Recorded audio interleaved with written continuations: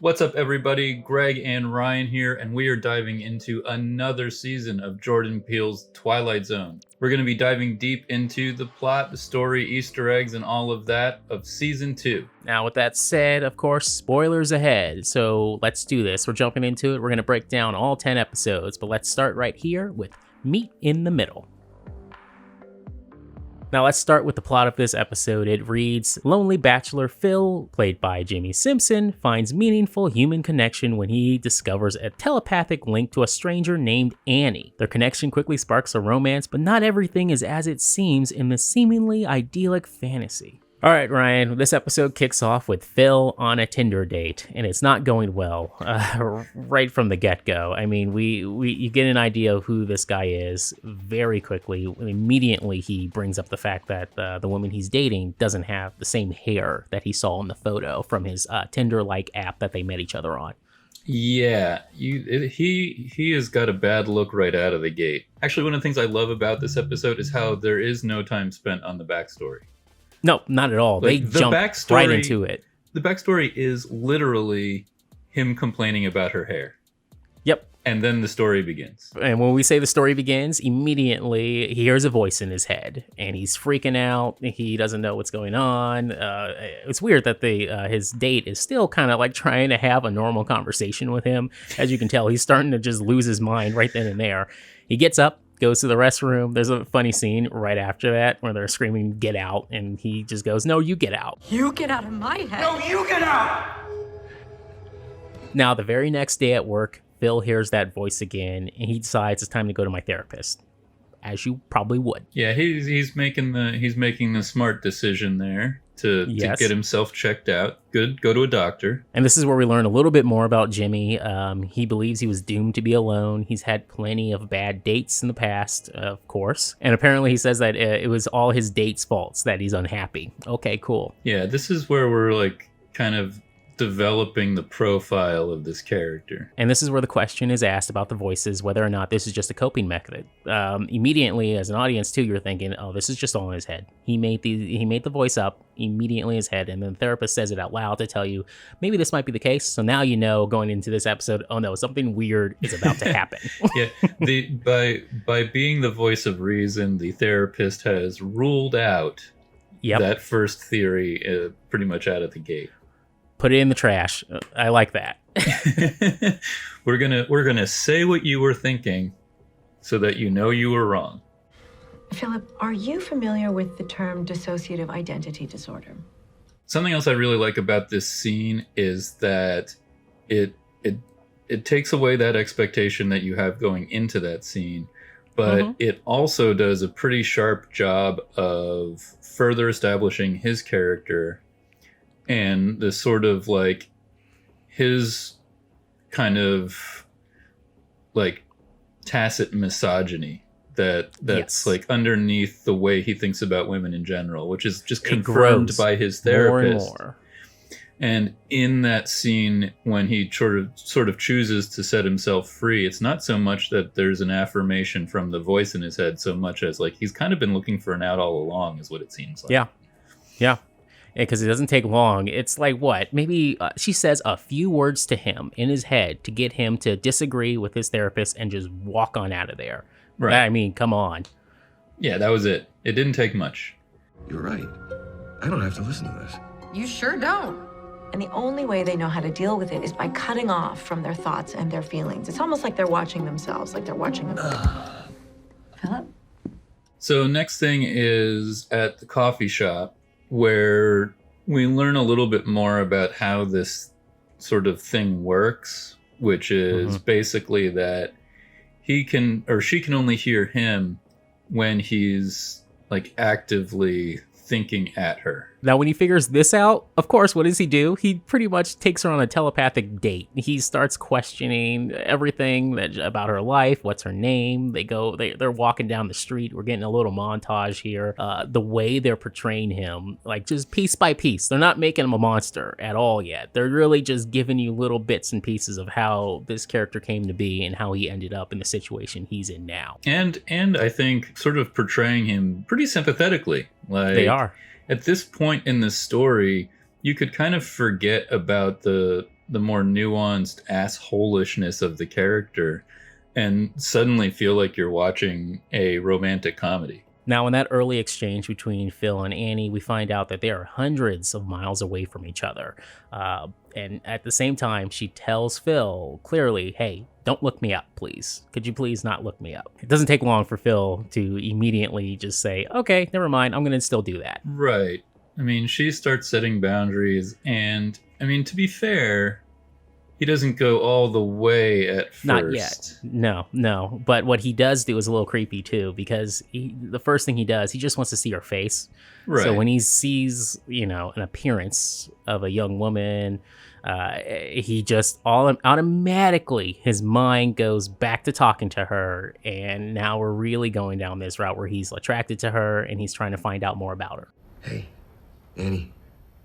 Cats or dogs? Cats? We immediately go into a what do you want to say, Spike Jonze, her montage. This is where it gets her-like, which I think is also kind of a cool reference unto itself. I think they handle it pretty well. His performance, Jimmi Simpson's performance, is so good that it's kind of beguiling.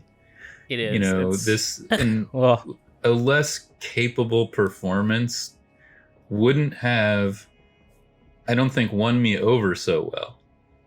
Probably not. Because this is for all of the moments where it's like he's kind of a jerk, I'm still throughout going yeah, but I kind of like him. Yeah, the sympathy's still there for the guy, almost from beginning to end. Which I think is the masterstroke of the show to lure you into that. The other thing here too, with the establishing how far apart they are, one of my first impressions while watching it was, this is an interesting twist, because once they start talking to each other and they're far apart and there's no clear connection, that's where I was like, what the heck is this episode about?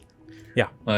You would have thought that this would be the point in the plot where they reveal some kind of strange similarity, like a birthplace in common or a friend in common or an interest in common. And instead it's nope, no clear connection, no clear reason for this. There isn't even a mysterious spiritual thing. It's just we just got two voices in two people's heads. Now, the first signs of where this episode's probably leading us to is when Phil wants to meet in person, and Annie tells him that's not going to happen.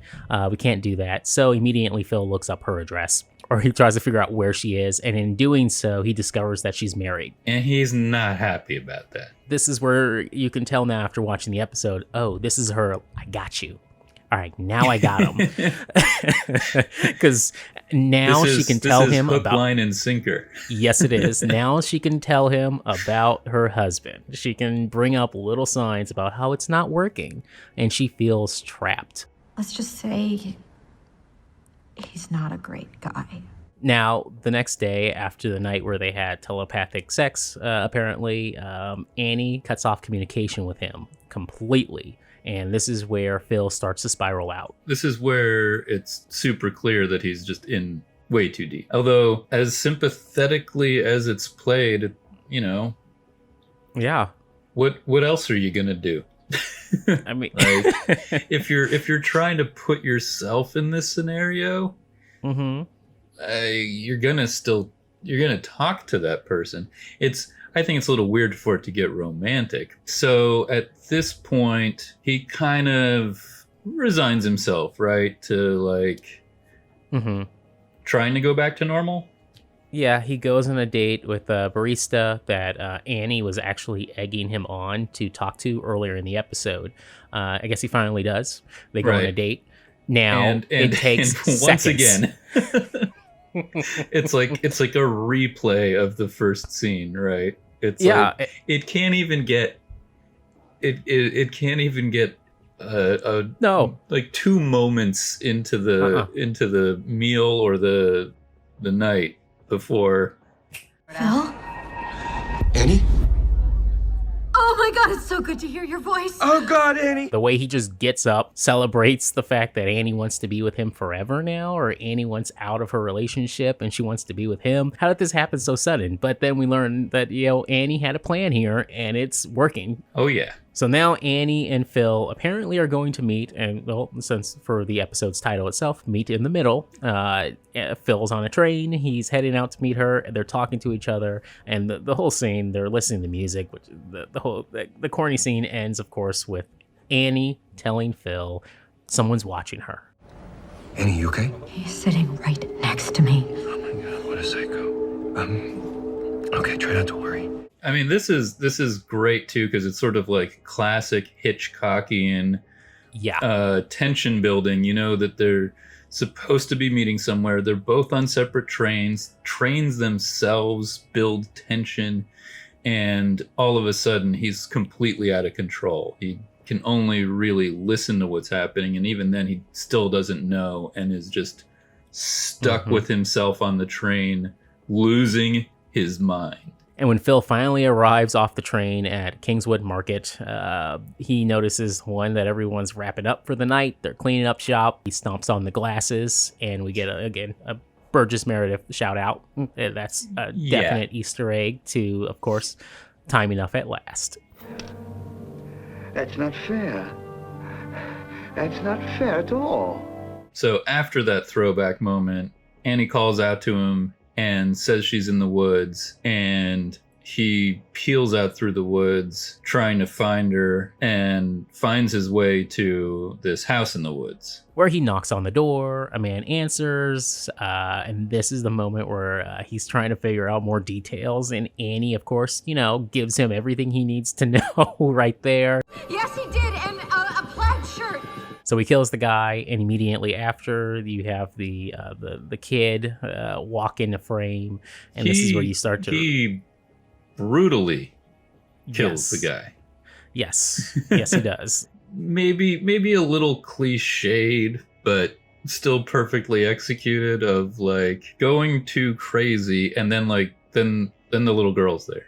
Annie shows up, the real Annie, apparently, and now she has no idea, of course, who this person is. He's got blood on himself. Her husband's dead on the floor. She's screaming.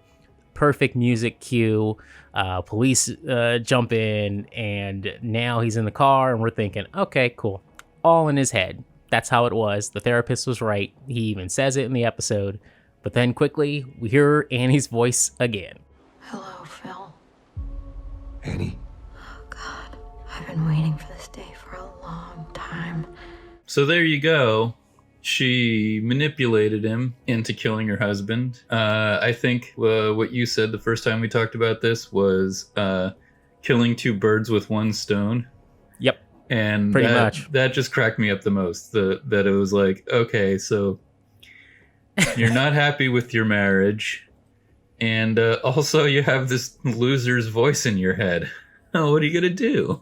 The thing is, there are questions like, how did she get this voice in her head? There's a TV screen where you see like this, I don't know, maybe it's Whipple, like a product of Whipple or something. I wouldn't be shocked if there's like a little brain device they have in the corner of the TV screen.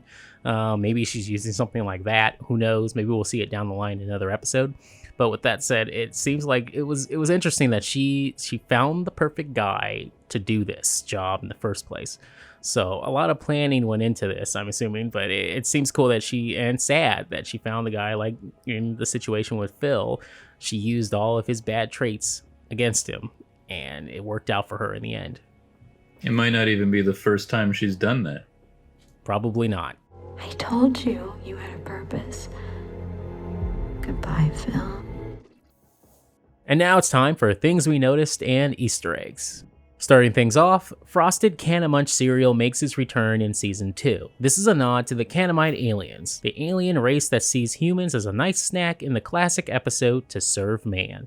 Please, Mr. Chambers, eat. We wouldn't want you to lose weight. Then there's like a run of Burgess Meredith sort of tribute Easter eggs. First off, Phil works at Smith's Groceries. Now, Smith's Groceries is from the classic Time Enough at Last episode. And on top of that, we got another tribute to Burgess Meredith in his character from episode 55 of the original Cerealine series, Mr. Dingle the Strong, when Phil visits Mr. Dingle's ice cream. There's also kind of a almost foreshadowing expectation of using a Mr. Dingle reference, like the idea that sort of like the weak man becomes the strong man. And one of the things we talked about with this episode was sort of almost constantly waiting for the other shoe to drop of like, when is this superpower going to be exploited in the classic Twilight Zone way that eventually the character pays for exploiting and taking advantage, which is like such the Twilight Zone way of handling a discovered superpower. But it turns out to be kind of a fugazi at the end of the day.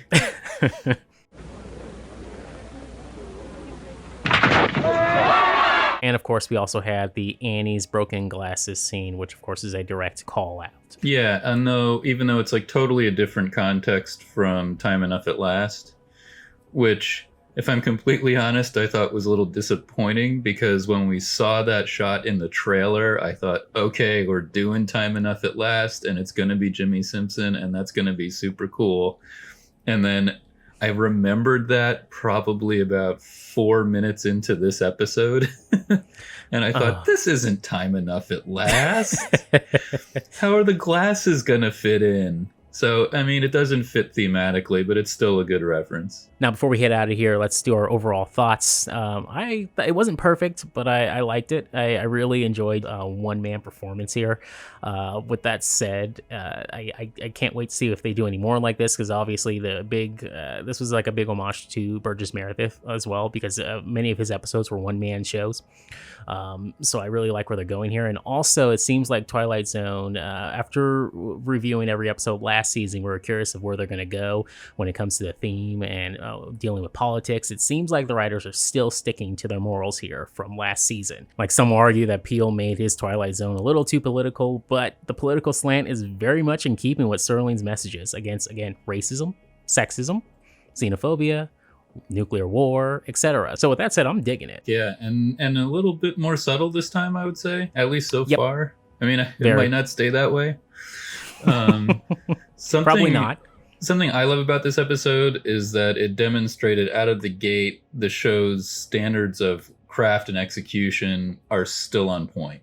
The cinematography is on point, the set decoration, the editing, basically everything is solid. The detailed work in all aspects seems flawless, and you cannot not talk about Jimmi Simpson's fantastic one-actor show here. He nails every moment. Now, I had mixed feelings about the episode on first impression. Story-wise, it was a bit toothless compared with the first season opener and far less complex. After talking about it more, I was able to appreciate the social underpinnings, which are hallmarks of Peele's Zone, and the interesting questions it raised about both main characters. All in all, it's an excellent first outing and the first episode of a show I really enjoy. So those are our impressions of the first episode of the second season of Jordan Peele's Twilight Zone. Let us know what you thought of the episode in the comments down below, and we will be back here with the rest of the episodes. They dropped all at once for all 10, so we'll be back here as soon as possible to get them all out here for you. Bye-bye.